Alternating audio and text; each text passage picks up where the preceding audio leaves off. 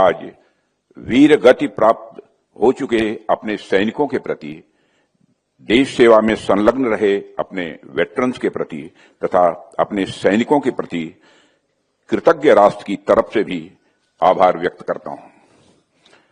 साथियों, मकर संक्रांति का उत्सव हमारे सामने है। इस दिन को लोग अपने परिवार वालों के साथ सेलिब्रेट करते हैं। आज मुझे अपनी लार्जर फैमिली यानी आप सबके साथ मकर संक्रांति भी सेलिब्रेट करने का भी अवसर मिल रहा है। साथियों, आप सभी केवल सर्विस से रिटायर हुए एक सैनिक मात्र नहीं है, आप हमारी राष्ट्रीय चेतना के जीवंत स्तंभ हैं। आप हमारे सामूहिक साहस के प्रतीक और हमारी भावी पीढ़ियों के आप प्रेरणा स्रोत हैं। 20 साल की उम्र के आसपास जब आप लोगों ने यह निर्णय लिया होगा कि आपको आर्म्ड फोर्सेज में जाना है, तो आपने उस समय केवल एक पेशा नहीं चुना था, एक सैनिक के रूप में आपने एक संकल्प लिया था। एक वह संकल्प जहां व्यक्ति स्वयं को पूर्णतः राष्ट्र के लिए समर्पित कर देता। आपने वह व्रत निभाया जिसमें आपने स्वयं से ऊपर राष्ट्र को ही प्राथमिकता दी है। आपने अपने जीवन के सुनहरे वर्ष पहाड़ों की चोटियों पर, रेगिस्तान की तपती रेत में और जंगलों की नमी में गुजार दिए। आप चाहते तो किसी भी फील्ड में चले जाते, वहां आपको इतनी चुनौतियों का भी सामना शायद नहीं करना पड़ता और आप अपने परिवार वालों के साथ भी ज्यादा रह पाते। लेकिन इन सब के बावजूद आप सबने राष्ट्र की सुरक्षा को प्राथमिकता दी है और किसी भी समाज के लिए इससे बड़ा बलिदान मैं समझता हूं कि और कोई दूसरा नहीं हो सकता है। आप सभी का जीवन, त्याग और बलिदान की वह जीवंत कहानी है जो किसी भी तरह से शब्दों में नहीं बांधी जा सकती है। साथियों, मैं पहले भी कई मंचों से इस बात को दोहरा चुका हूं कि रक्षा मंत्री के रूप में आप सबके साथ और आप सबके लिए काम करना मेरे जीवन के सुखद क्षणों में से एक है और यह मेरा सौभाग्य है। और मेरा यह सौभाग्य है कि मुझे अपने सैनिकों के जीवन में आ रही चुनौतियों को बेहद नजदीक से देखने का और उनका समाधान करने का अवसर मिला है। मैं कभी अपने कोलीग्स के साथ भी बैठता हूं तो मैं कहता हूं कि अपने राजनीतिक जीवन में कई जिम्मेदारियों का निर्वाह कर चुका हूं। राज्य में मुख्यमंत्री से लेकर home minister, agriculture minister, surface transport minister, now as a defence minister. सबसे ज्यादा सुकून यदि मुझे काम करने में मिला है तो मैं तहे दिल कहना चाहता हूं कि डिफेंस मिनिस्टर के रूप में मुझे काम करने में सुकून मिला है।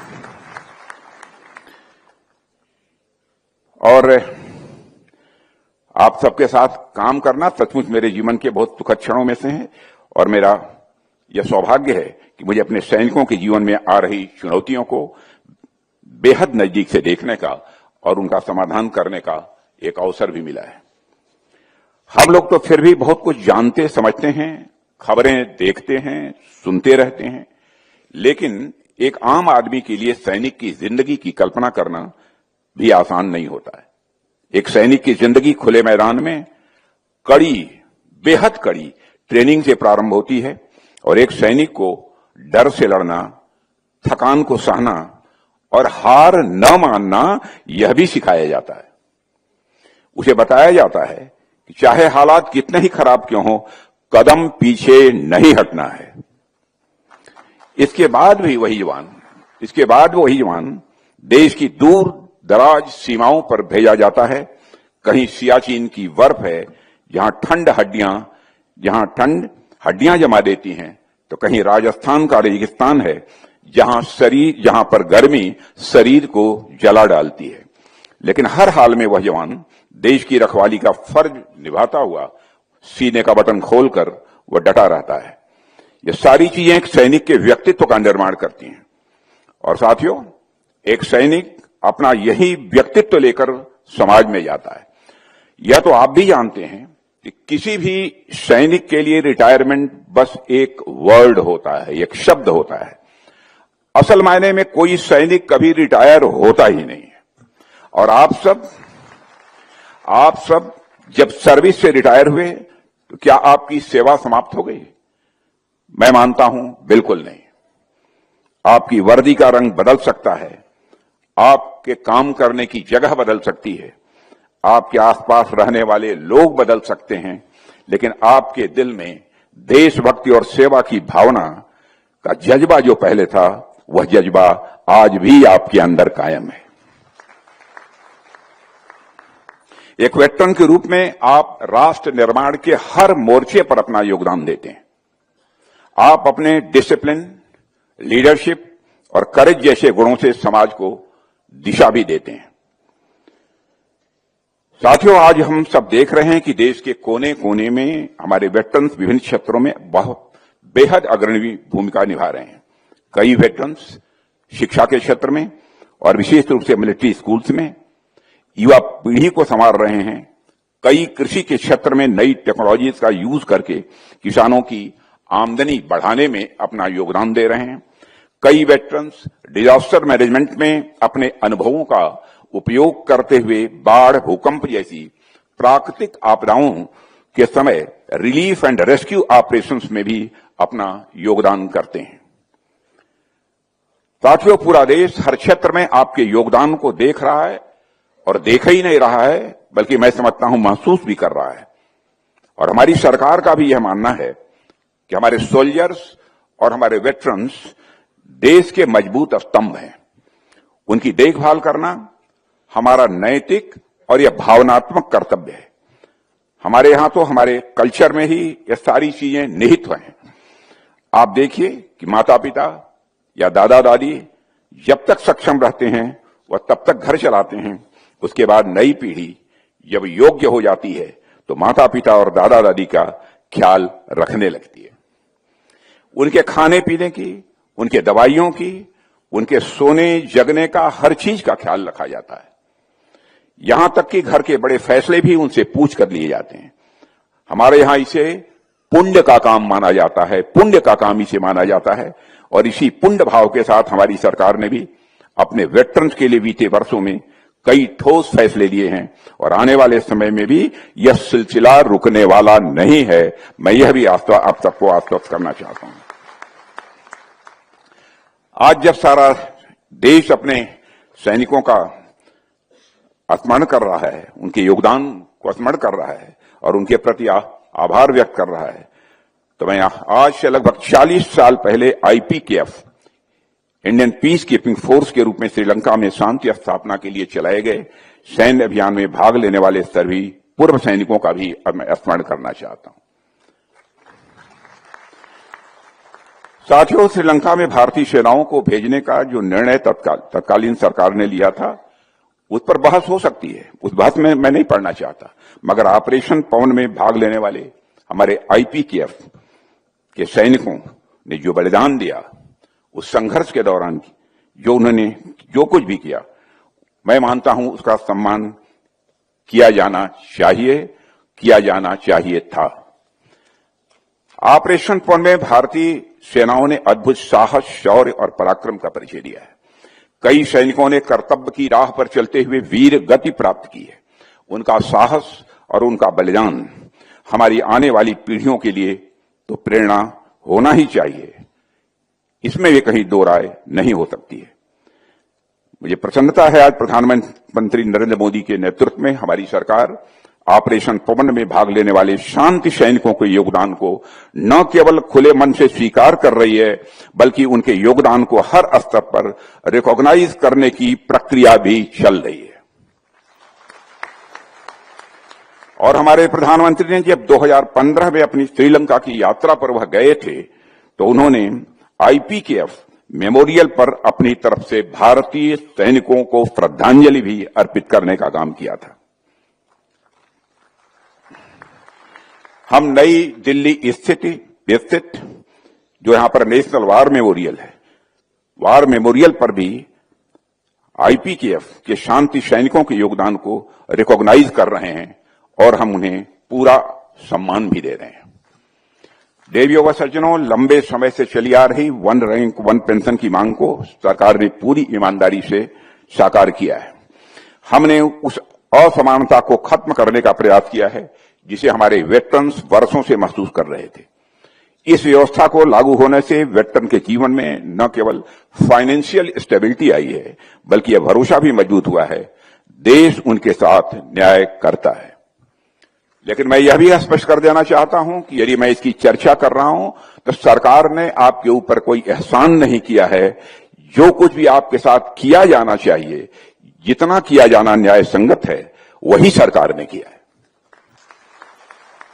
साथियों, हेल्थ फैसिलिटीज को लेकर भी सरकार की सोच पूरी तरह से साफ है कि जिसने अपना जीवन देश के नाम कर दिया, उसके स्वास्थ्य के साथ भी कोई समझौता नहीं होना चाहिए। और इसको ध्यान में रखते हुए x serviceman contributory health scheme को लगातार मजबूत किया जा रहा है। और हमारा यह प्रयास है कि हेल्थ फैसिलिटी सिर्फ शहरों तक सीमित न होकर गांव और दूर दराज के इलाकों तक पहुंचे, ताकि रिमोट एरियाज में रहने वाले हमारे वेटरन्स को कोई तकलीफ न होने पाए। टेलीमेडिसिन के जरिए डॉक्टर से दूर बैठकर सलाह लेने की सुविधा भी निरंतर बढ़ाई जा रही है, ताकि उम्र या दूरी इलाज में रुकावट न बनने पाए। साथियों, सेना से रिटायर होने के बाद जीवन का नया अध्याय, नया चैप्टर शुरू हो जाता है। और हमारी सरकार का यह प्रयास है कि यह चैप्टर डिग्निटी और सेल्फ रिलायंस से भरा होना चाहिए। और इसी सोच के तहत वेटरन्स के रिहेबिलिटेशन और एम्प्लॉयमेंट पर भी खासा ध्यान दिया जा रहा है। उन्हें नए स्किल्स सिखाए जा रहे हैं, ताकि वे रिटायरमेंट के बाद भी अपनी क्षमता का पूरा इस्तेमाल कर सकें। पब्लिक इंटरप्राइजेज में उन्हें प्रायोरिटी दी जा रही है, और प्राइवेट सेक्टर में भी उनके डिसिप्लिन, लीडरशिप और इंटीग्रिटी को भी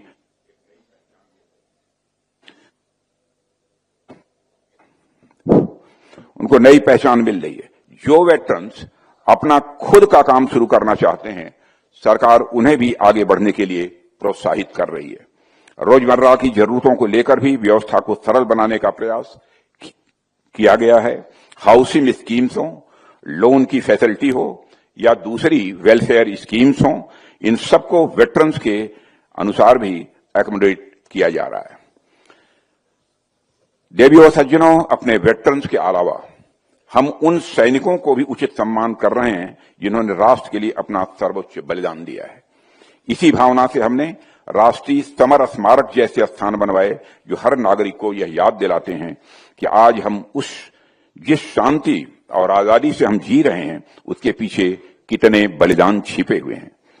देश के अलग अलग हिस्सों में स्थानीय स्तर पर भी ऐसे स्मारकों को बढ़ावा दिया जा रहा है, ताकि आने वाली पीढ़ियों के मन में भी सम्मान और कृतज्ञता का भाव यह निरंतर बना रहे। देवियों और सज्जनों, पॉलिसी और स्कीम्स अपने अपने स्थान पर महत्वपूर्ण होती हैं, लेकिन किसी भी राष्ट्र की वास्तविक शक्ति केवल कागजों पर लिखी स्कीम से मापी नहीं जा सकती है। राष्ट्र की असली शक्ति उस सोशल कॉन्शसनेस व सामाजिक चेतना से झलकती है, जिसके साथ वो अपने सैनिकों और अपने वेटरन्स को देखता है। हमारे समाज द्वारा वेटरन्स को दिया जाने वाला सम्मान हमारे लिए एक बहुत बड़ी सोशल कैपिटल है, एक ऐसी सोशल कैपिटल जो जनरेशंस को जोड़ती है और राष्ट्र की आत्मा को भी मजबूत करती है। और यह हमारे लिए गर्व की बात है कि भारत में सैनिकों के प्रति आदर किसी आदेश या निर्देश से नहीं आया, बल्कि हमारे संस्कारों का यह स्वाभाविक एक विस्तार है। देश के किसी भी कोने में जब कोई सैनिक दिखाई देता है, तो बच्चे से लेकर बूढ़े तक हर व्यक्ति उसके प्रति सम्मान व्यक्त करता है। और यह देखकर विशेष संतोष होता है कि हमारी युवा पीढ़ी इस भावना को पूरी गंभीरता और खुले दिल से आगे बढ़ा रही है। हमारे सैनिकों के साथ हमारा बंधन हृदय का है, विश्वास का है, सम्मान का है और एक साझा भविष्य के सपनों का हमारा आपका रिश्ता है। मैं आपको विश्वास दिलाना चाहता हूं कि सरकार हर तरीके से दृढ़ संकल्पित होकर आपके साथ है, और हमारा निरंतर प्रयास है कि आपके जीवन का सम्मान से भरा हो, सुरक्षा से युक्त हो और आत्म संतोष से परिपूर्ण हो। कोशिश हमारी यही है। देवियों और सज्जनों, आप सभी राष्ट्र निर्माण की इस यात्रा में अपनी सक्रिय भूमिका निभा रहे हैं। आज भारत एक मजबूत, आत्मनिर्भर और विकसित राष्ट्र बनने की दिशा में तेजी से आगे बढ़ रहा है। अब इस सच्चाई को सभी स्वीकार करते हैं।